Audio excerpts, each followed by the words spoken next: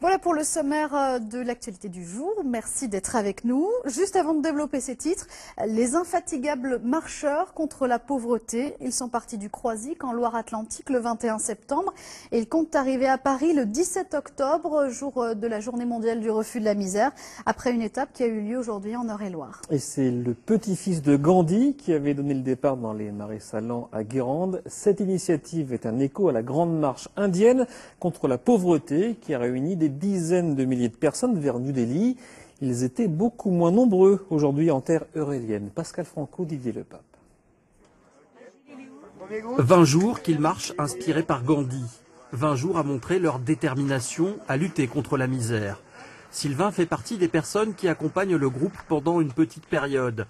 Pour lui, ce sera 4 jours de marche pleine de sens sur les routes euréliennes.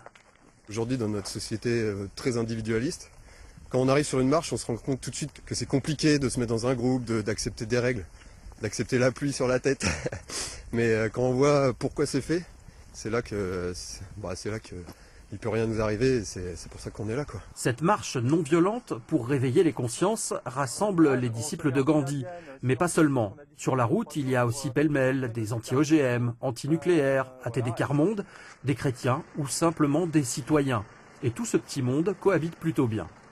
Il y a des passages où on parle beaucoup entre nous, hein, c'est ce qui permet de fédérer, d'échanger, d'avancer, hein, de débattre, et puis surtout le soir aussi. Mais il y a des passages où vraiment on montre notre détermination quand on arrive dans un village en file indienne silencieuse. Les marcheurs arriveront à Chartres vendredi, où ils organisent une conférence à 20 h au salon Marceau de la mairie. Ils reprendront ensuite leur marche vers Paris pour arriver au Trocadéro le 17 octobre, journée mondiale du refus de la misère.